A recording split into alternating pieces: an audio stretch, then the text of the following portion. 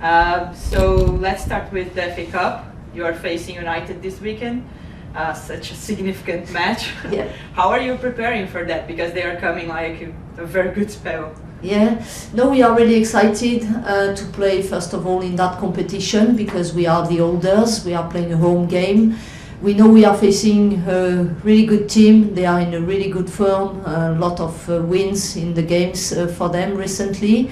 So we are prepared for that, and as usual, I think the training week has been good so far. I think we could see again this week a lot of intensity in training session, lot of hard work, and we are confident going into the game on the weekend. And look ahead a bit. You found this week that Chelsea will face Arsenal in the Champions League quarterfinals. First, how exciting is that?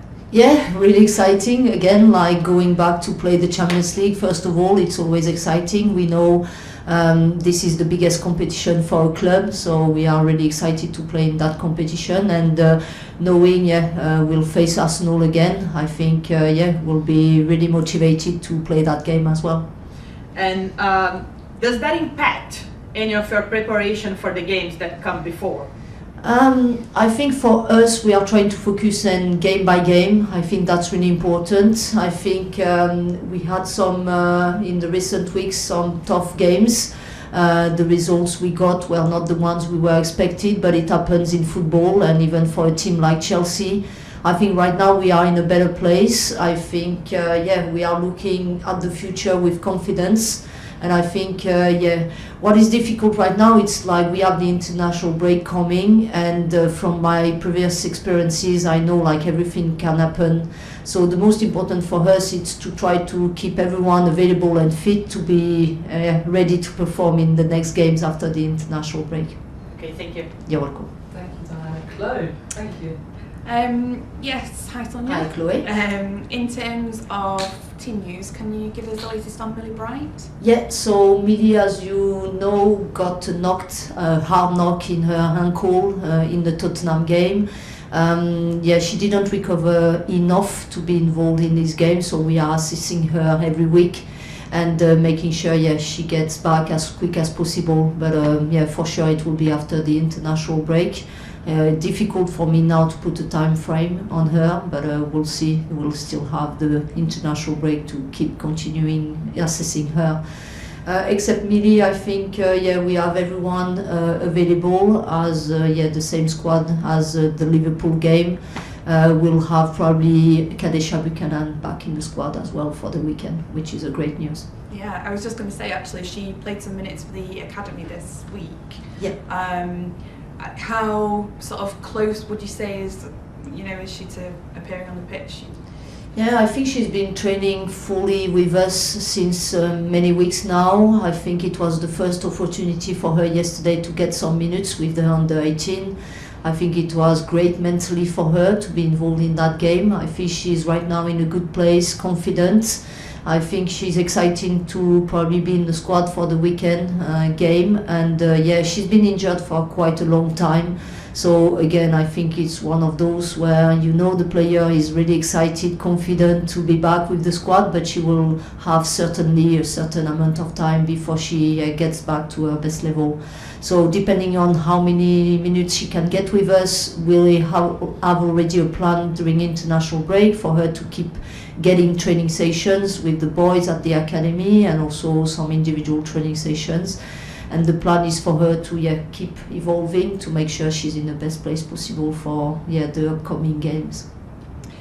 And we've got now back-to-back cup matches against the same opponent, and obviously the second of those is a final.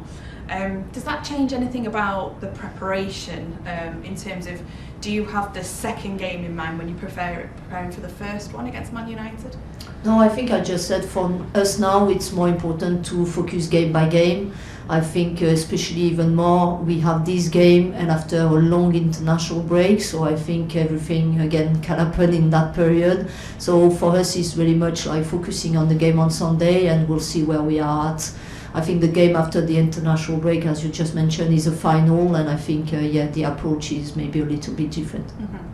And obviously last season we faced Man City back-to-back 4 times. Yeah. Is there anything to be learned from that in terms of facing the same opponent twice in different competitions?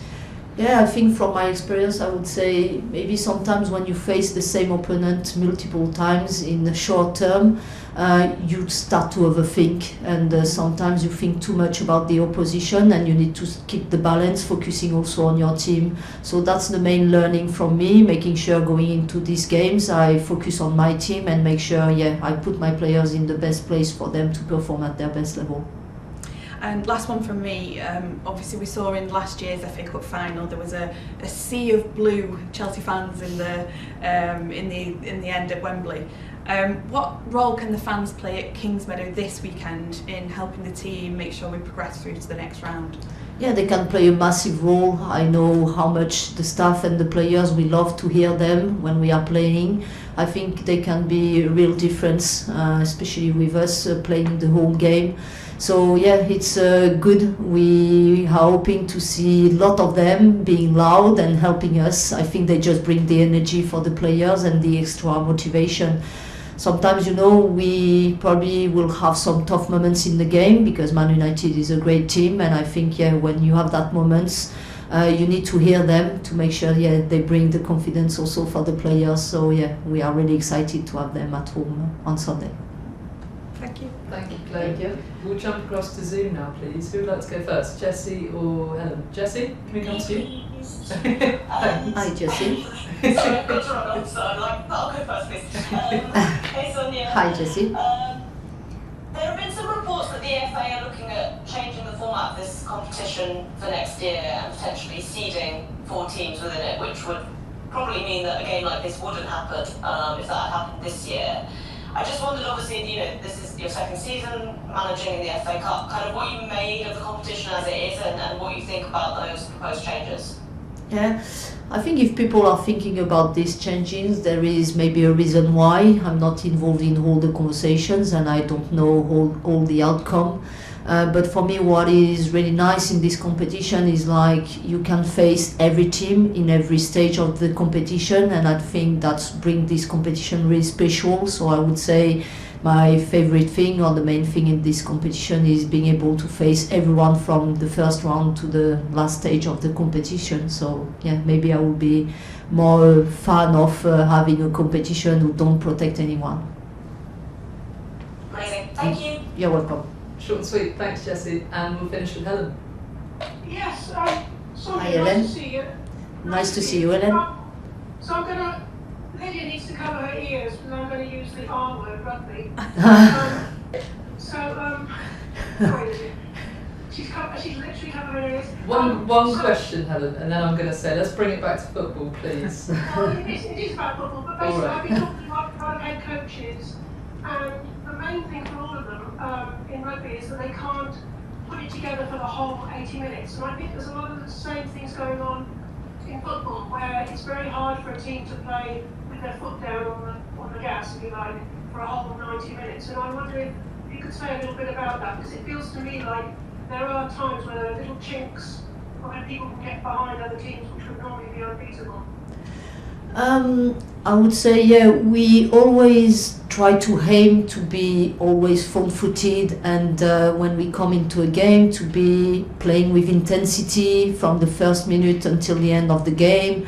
And that's our desire and the mentality coming into every game.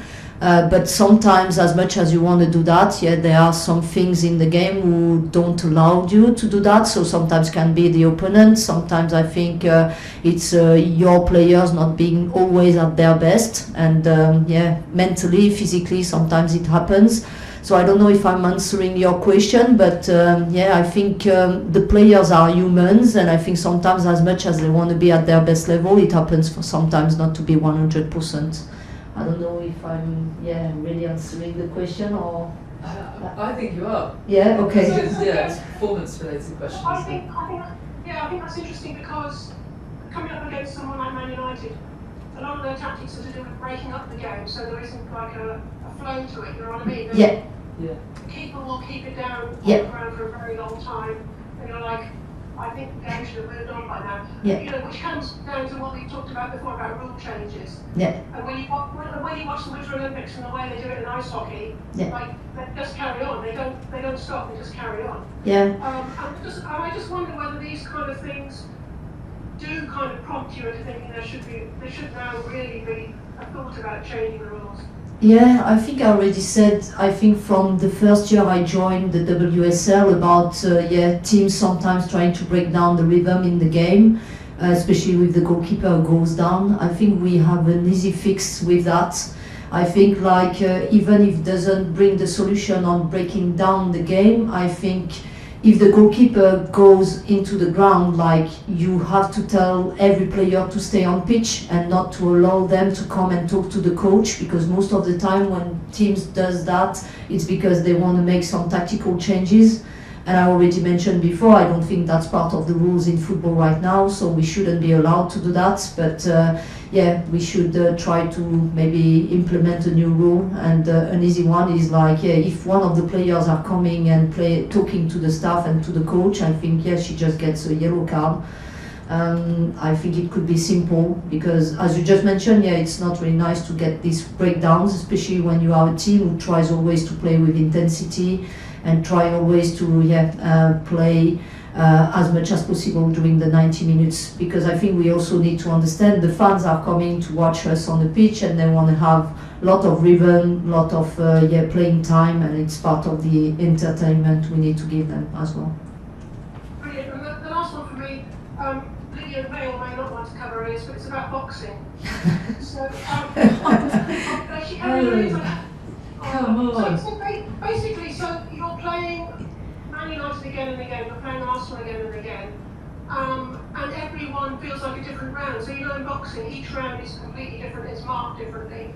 And I wonder if you're able to address it like that, so you completely set up different each time, or is there, you feel like there's a kind of rhythm within all those games? I think it's a balance between both, because I think every game is different, but also you need to come into every game with consistency, especially with your team, the way you want to set up, the way you want to play, your playing style and things like that.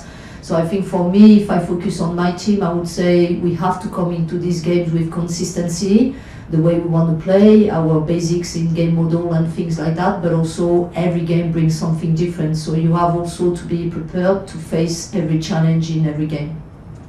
And it feels like a lot of these cup games are won from the bench, if you've got a strong bench. And I would say at the moment we probably have got a very strong bench, is that true? I'm happy with my squad. I think I have quality in the squad enough to bring players in and change the game. I think that's important to have that depth and the quality in the bench to be able to do that.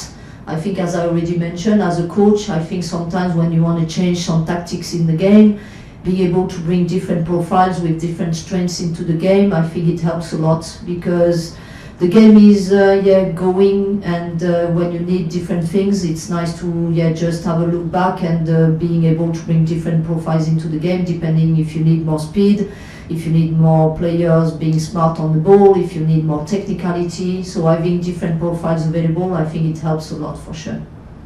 And also because it could go into extra time and penalties. Yeah, that's right. So we are prepared for that. We prepared the game in that way too. I think physically we have been playing only one game a week, so we should be fresh for the game on Sunday. We have been rotating the squad as well, giving opportunities to some players to get minutes, but also to balance the players who have been getting a lot of minutes. I think we are in a good place physically, and I'm hoping for us to make the difference as well physically on the game on Sunday. Can I just ask one final question about Man Utd? Of all, they've got quite a different look at the front at the moment because they signed some new players in the window. And have you been able to sort of assess where the new dangers come from?